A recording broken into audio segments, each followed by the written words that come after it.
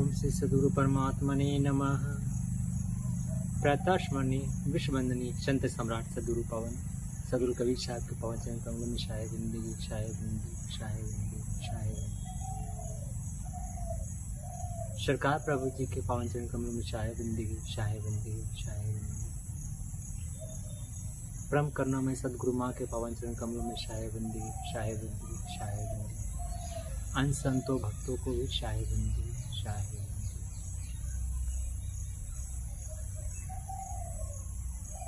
आप सभी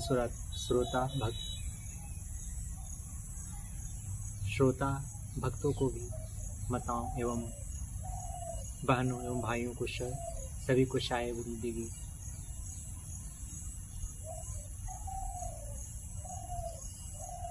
आज हम लोग श्रीमद् भागवत गीता के 8वां अध्याय पर फिर से श्रवण करेंगे, क्योंकि पिछले वीडियो सत्संग में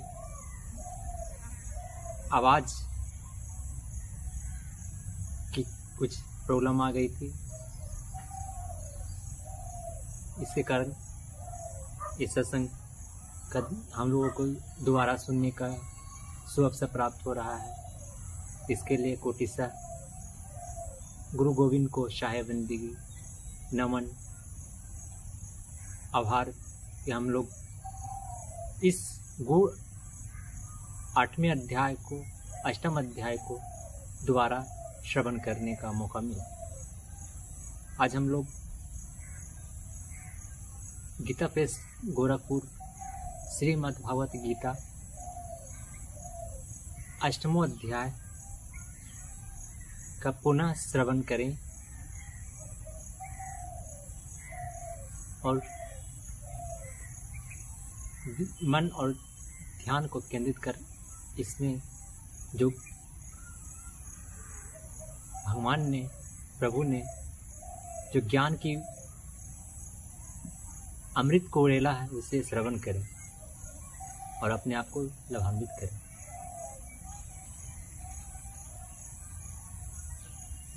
ओम अष्टमोऽध्याय।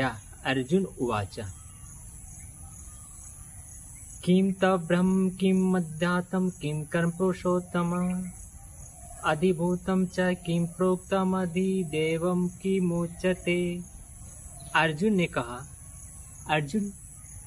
ने कहे, हे पुरुषोत्तम, वह ब्रह्म क्या है, अध्यात्म क्या है, कर्म क्या है, अधिभूत नाम से क्या कहा गया है और अधिदैव किसको कहते हैं। अधियज्ञ कथम क्रोता देशिमिना मधुसूदन प्रअन काले च कथम गेयोसी नित्या आत्मभि। हे मधुसूदन, यहाँ अधियज्ञ कौन है और वह इस शरीर में कैसे है तथा युक्त चित्त वाले पुरुषों द्वारा अंत समय में आप किस प्रकार जानने में आते हैं।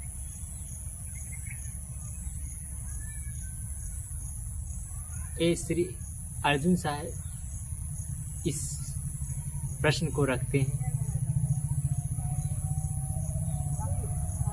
पिछले अध्यायों में इन बातों को सुन रखे थे और वही प्रश्न को यहाँ पर रख रहे हैं 8वां अध्याय में। तो श्री भगवान वाचा बोलते हैं, श्री भगवान वाचा अक्षरम ब्रह्म परम स्वभावम अध्यात्म मुच्यते भूत भावो अधर्क भावो अद्भो करो विसर्ग कर्म सिद्ध्यता। श्री भगवान ने कहे, हे परम अक्षर ब्रह्म है, अपना स्वरूप अर्थात जीवात्मा अध्यात्म नाम से कहा जाता है तथा भूतों के भाव को उत्पन्न करने वाला जो त्याग है वह कर्म नाम से कहा गया है। अधिभूत श्लोक 3 में।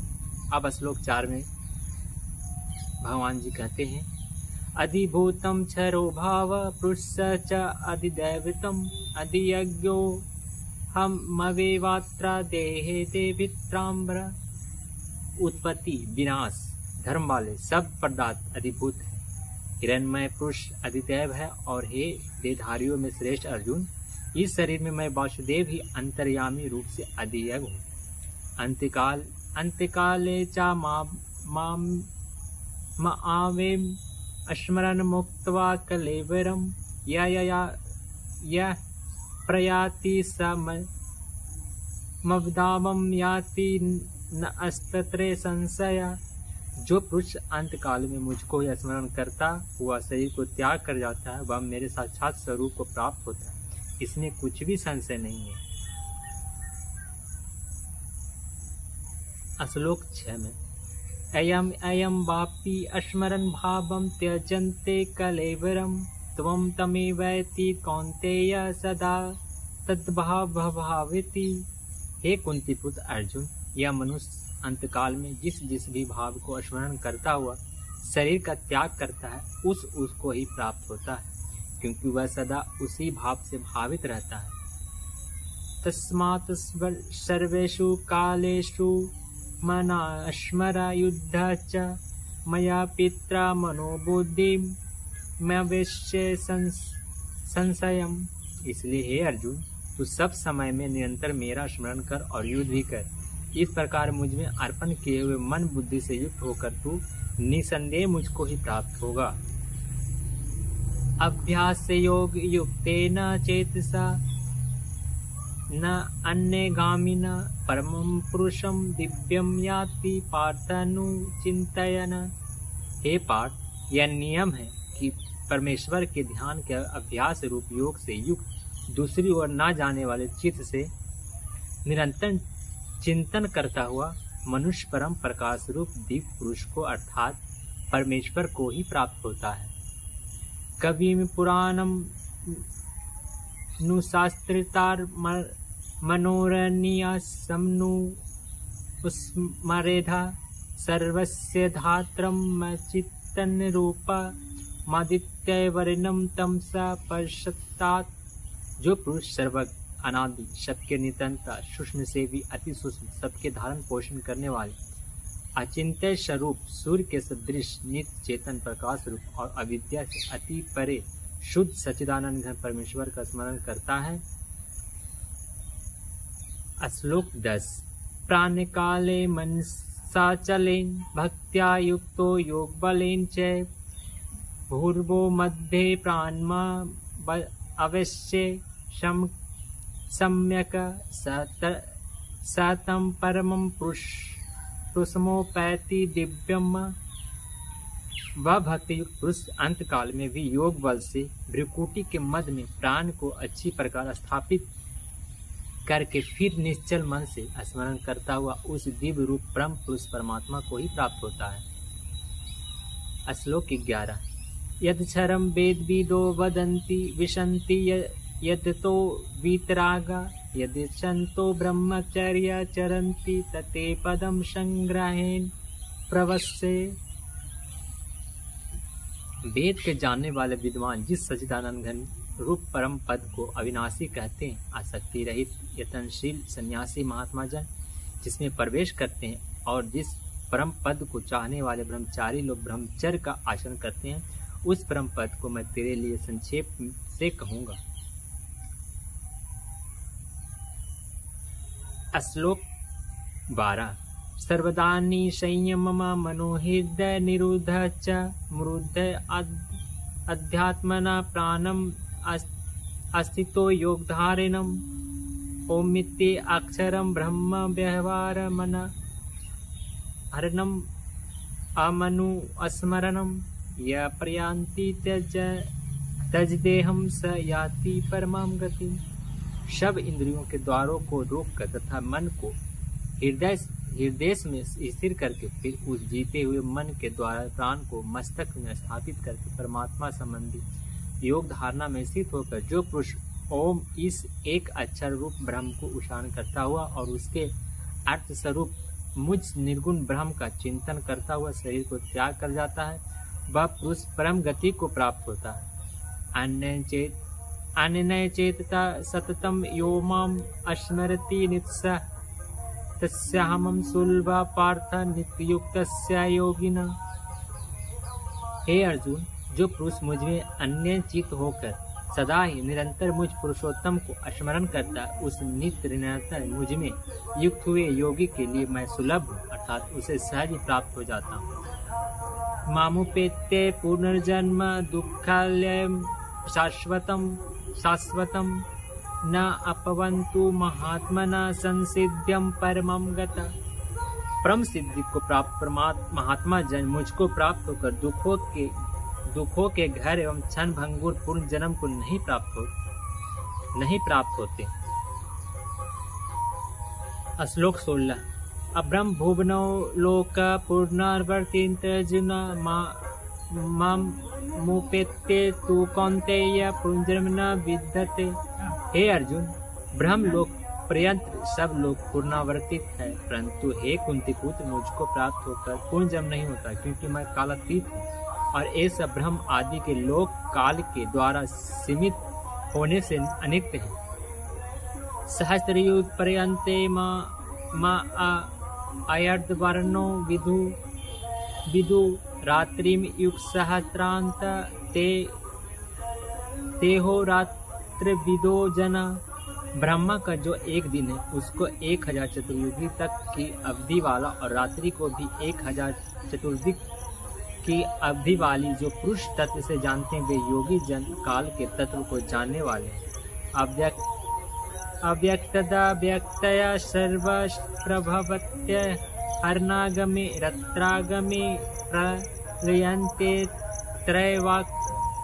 त्रैवक्त संज्ञा के संपूर्ण चराचर भूतगण ब्रह्मा के दिन के प्रवेश काल में अव्यक्त से अर्थात ब्रह्मा के सूक्ष्म शरीर से उत्पन्न होते हैं और ब्रह्मा की रात्रि के प्रवेश काल में उस अव्यक्त नामक ब्रह्मा के सूक्ष्म शरीर में ही लीन हो जाते हैं।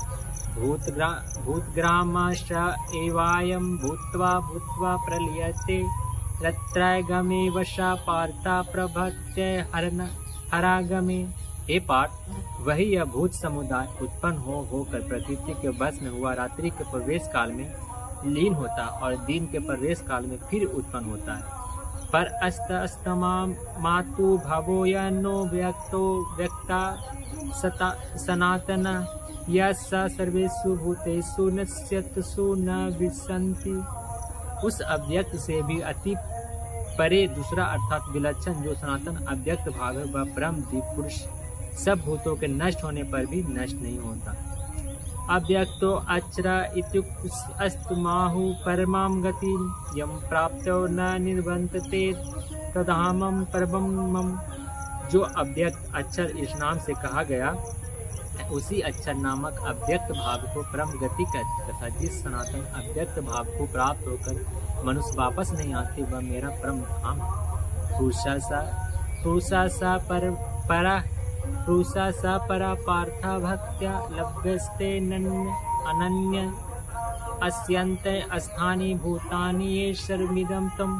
हे पार्थ, जिस परमात्मा के अंतर्गत सर्वभूत है और जिस सच्चिदानंद घन परमात्मा से यह समस्त जगत परिपूर्ण है वह सनातन अव्यक्त परम पुरुष तो अनन्य भक्ति से ही प्राप्त होने योग्य है।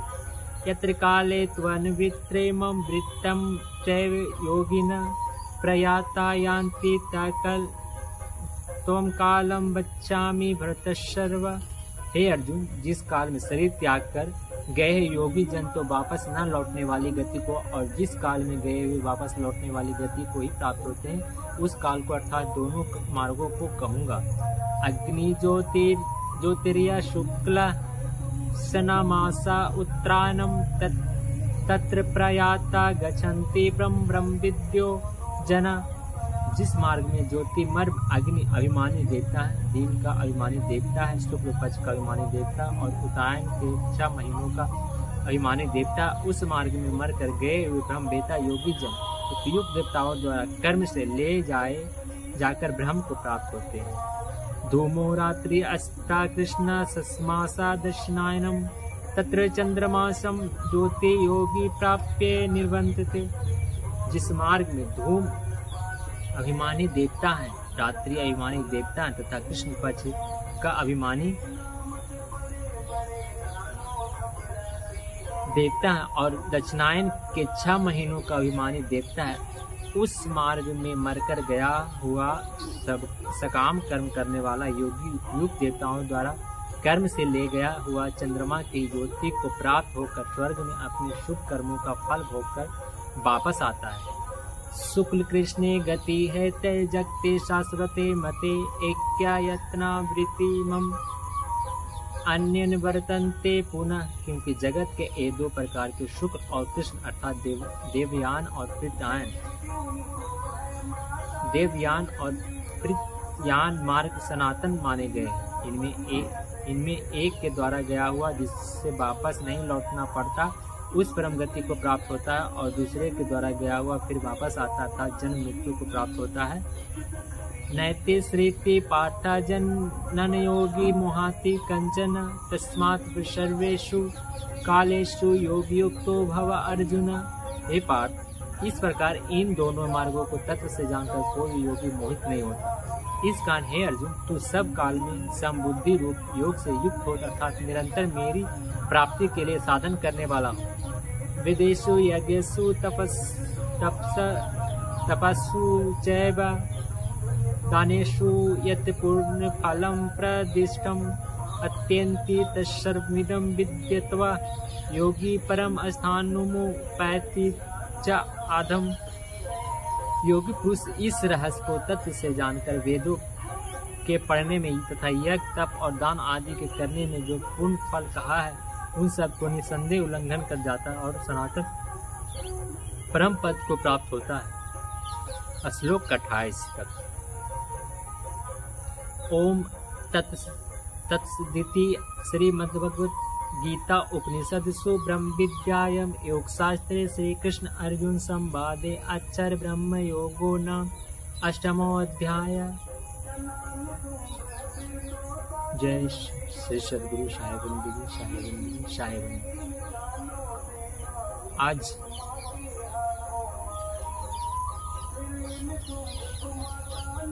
शनिवार 20 सितंबर 2025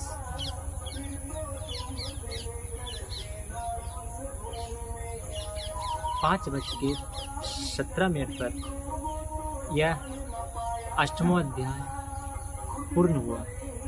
श्लोक 1 से श्लोक 28 तक का 8वां अध्याय पूर्ण हुआ। इस